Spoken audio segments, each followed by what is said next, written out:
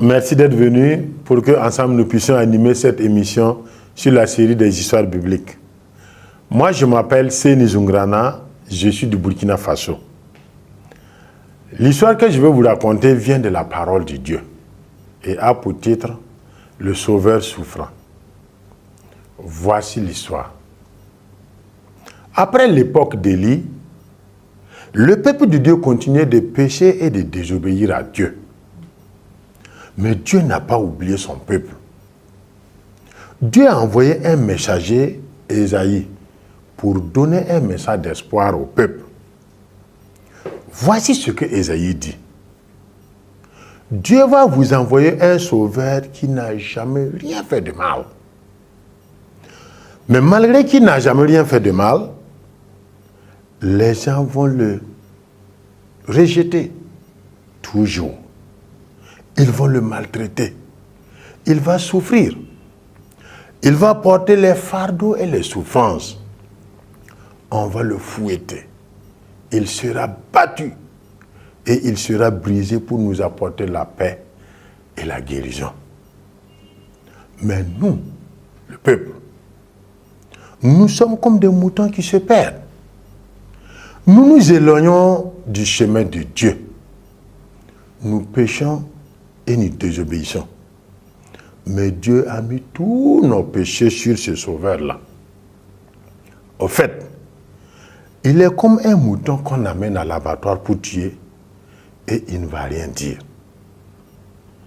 Il ne va même pas se défendre, malgré qu'il est innocent. Il va souffrir. Il va prendre la punition de nos péchés sur lui et il va mourir. Mais il reviendra à la vie. Grâce à son sacrifice, de nombreuses personnes auront une très bonne relation avec Dieu. C'est ce message que Ésaïe a donné au peuple au sujet du Sauveur souffrant. Et quand le peuple a entendu ce message, le peuple était impatient pour attendre la venue de ce Sauveur souffrant. Voici mon histoire qui vient de la parole de Dieu. Alors, merci d'avoir écouté cette histoire. Merci. Elle semble être petite, mais très intéressante. Alors, vous également qui nous suivez, nous voulons vous inviter à participer avec nous. Et à travers les séries de questions que nous allons poser, restez connectés et vous allez gagner beaucoup de choses qui vont vous aider. Alors, je m'en vais vous poser la première question. Qu'est-ce que vous aimez dans cette histoire? Moi, j'ai aimé l'attitude de la population qui écoute le prophète parler. Il dit que vous avez terminé l'histoire en disant quand les gens écoutaient l'histoire du Sauveur promis et souffrant, ils ont été très impatients que ce Sauveur-là vienne. Vraiment, ça m'a intéressé. Oui. Ce que moi j'ai aimé, l'histoire a dit que même quand le peuple continuait à pécher, Dieu n'a jamais abandonné son peuple. Ouais. J'ai beaucoup aimé ça aussi. Malgré tout, Dieu n'a pas oublié son peuple. Il cherche toujours une solution pour le peuple. Oui, qu'est-ce que vous aimez encore? J'ai aimé le fait que Dieu a pris nos péchés pour mettre ça sur le Sauveur souffrant. Ok. Oui. Ce que j'ai aimé dans l'histoire, c'est que, oui, il va prendre nos péchés. Il va mourir. Mais c'est que Dieu va le ramener à la vie. Et on ajoute même que, à cause de son sacrifice, nous aurons le pardon de nos péchés et nous pouvons avoir une bonne relation avec Dieu. Merci. Oui, est-ce qu'il y a une chose encore que vous aimez? Oui, ma soeur. Ce que moi j'ai aimé aussi, c'est qu'il y avait eu déjà quelqu'un qui avait parlé du Sauveur souffrant, qu'on l'a fait souffrir, mais et que le Sauveur souffrant est réellement venu comme on l'avait prédit. Ok. Alors, oui. Et ce que j'ai aimé là-bas aussi, c'est le fait que Dieu a continué à nous aimer alors que nous étions des pécheurs. J'ai écouté ça dans l'histoire et ça m'a beaucoup intéressé. Ok. Oui, il y a autre chose que j'aime, c'est le fait qu'on dit que le serviteur souffrant serait comme une bête qu'on amène à l'abattoir.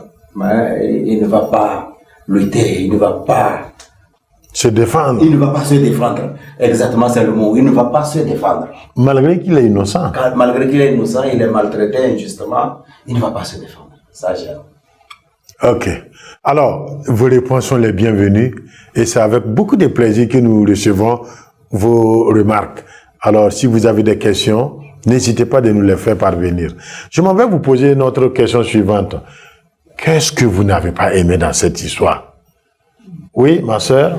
Ce que moi je n'ai pas aimé, ils vont prendre tous nos péchés et puis mettre sur lycée. Ça, je n'ai pas aimé. Prendre tout le péché, mettre sur lui seul. Vous n'avez pas aimé ça?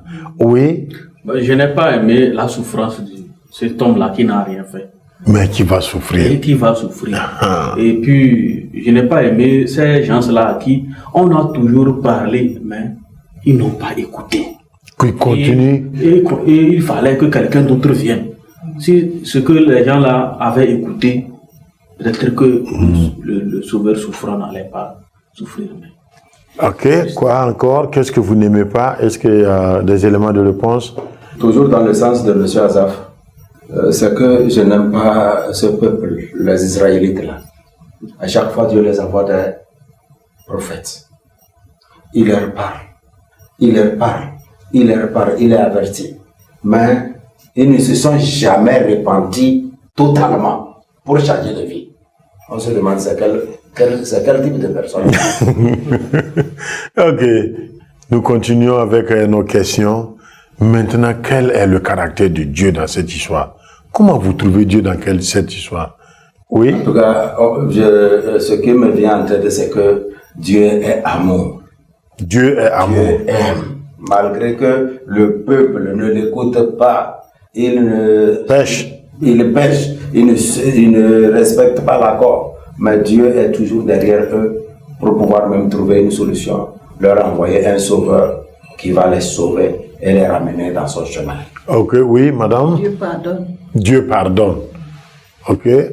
Dieu préfère punir le sauveur souffrant et innocent que de punir nous les hommes qui sommes comme des moutons perdus. Perdus. Oui, oui. Dieu peut ressusciter. Dieu peut ressusciter. Effectivement, dans l'histoire, nous voyons que là, on nous dit que le sauveur souffrant va mourir et il reviendra à la vie. Oui. Dieu a compassion. Dieu a compassion. Ok. Quel est le caractère de l'homme maintenant dans cette histoire? Également vous, ma question s'adresse à vous. Quel est le caractère de l'homme? Comment vous trouvez l'homme dans cette histoire? Donc, veuillez nous contacter avec le numéro qui s'affiche sur le bas de l'écran pour répondre à nos questions. Oui? L'homme est pécheur. L'homme est pécheur. Oui? L'homme s'égare. L'homme s'égare. L'homme est têtu. L'homme est têtu. Il ne comprend pas vraiment vite. Il ne comprend pas bien. Moi, je dirais que l'homme pêche et il désobéit. Il fait le péché contre Dieu. Donc, mais l'homme aime aussi le salut. L'homme aime le salut. Parce que quand on leur a annoncé cette bonne nouvelle du sauveur souffrant, ils étaient impatients que ce sauveur-là vienne pour prendre leur fardeau. Ça, c'est vrai. Oui, est-ce qu'il y a d'autres éléments de réponse? Sinon, je m'en vais vous poser une autre question. Et cette question mérite plus de réflexion. Vous également suivez très attentivement cette question que je vais vous poser.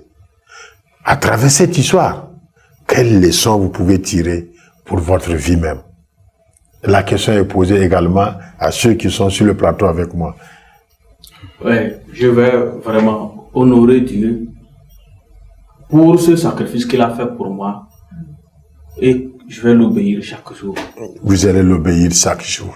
Oui, est-ce qu'il y a une leçon que vous tirez? Oui, j'aborde dans le même sens pour dire qu'aujourd'hui je suis sauvé, je suis un chrétien, je suis en train de suivre Jésus. Je veux vraiment veiller sur ma conduite, être obéissant à Dieu parce que le prix que Dieu a payé avant que je ne sois sauvé, c'est la vie de Jésus. Donc je vais être très sérieux avec le Seigneur. Ok. Une leçon, oui? Je pardonne aux autres comme Dieu m'a pardonné. Vous allez pardonner.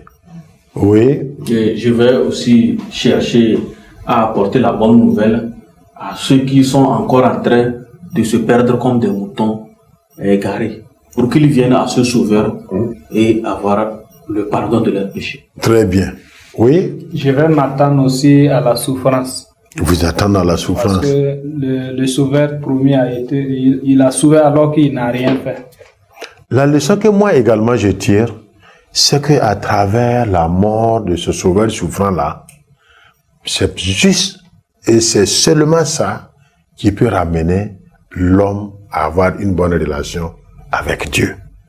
Parce que la fin de l'histoire dit que grâce au sacrifice qu'il a fait, maintenant, beaucoup de personnes peuvent avoir une bonne relation avec Dieu. Donc la leçon que je tire est que vraiment, à travers sa mort, maintenant l'homme peut avoir une bonne relation avec Dieu. Oui. Le sauveur souffrant, il s'est sacrifié. Et c'est grâce à son sacrifice seul que les gens sont sauvés.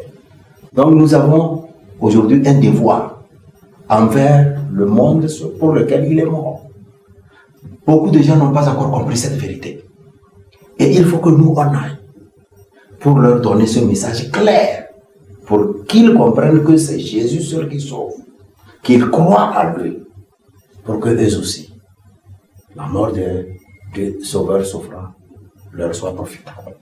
Très bien, merci beaucoup. Alors, je m'en vais poser la question suivante. À vous qui êtes sur le plateau avec moi, ainsi que les téléspectateurs qui nous suivent. Maintenant, comment vous allez faire pour ne pas oublier cette histoire? Pour ne pas oublier cette histoire, je dois la raconter et toujours la raconter. Alors, pour ne pas oublier cette histoire, le frère propose qu'il doit raconter cette histoire. Quelqu'un d'autre a une autre proposition? Oui? Je pense que c'est la meilleure proposition. Ok. C'est de raconter et toujours raconter Ok. pour pouvoir la garder. Très bien. Alors, si nous sommes convenus que c'est vraiment la meilleure façon de garder, donc disons ensemble, raconter. Maintenant, je m'en vais vous poser spécifiquement la question. Est-ce que vous pensez à quelqu'un que vous allez raconter à cette histoire? J'ai des amis musulmans. J'ai l'habitude de prendre de temps en temps le café avec eux. Je vais leur partager cette histoire. Très bien. Merci. Quelqu'un d'autre pense déjà à quelqu'un qui va raconter cette histoire? Je vais raconter ça au vieux Douglas. J'ai l'habitude de causer avec lui. Et ça peut l'aider à se donner à Christ. Ok. Je vais raconter l'histoire là à Balibi.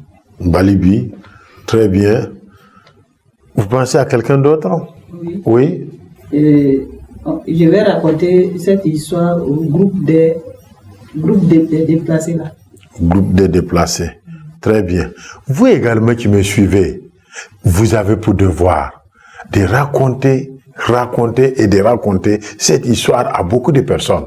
Peut-être même que vous êtes en train de suivre avec des amis, ou bien il y a d'autres amis qui sont dehors. Après cette émission, prenez la décision d'aller et de raconter cette histoire, afin que les gens sachent que par le sacrifice de ce sauveur souffrant, la relation avec Dieu est possible. Chers frères et sœurs, merci. Nous sommes au terme de cette émission. Et également vous qui nous suivez, je m'en vais vous dire que j'ai le plaisir de vous dire que je suis très très content d'animer cette émission avec vous. Alors, on se donne rendez-vous pour la prochaine émission. Demeurez toujours bénis. Merci à vous également. Merci.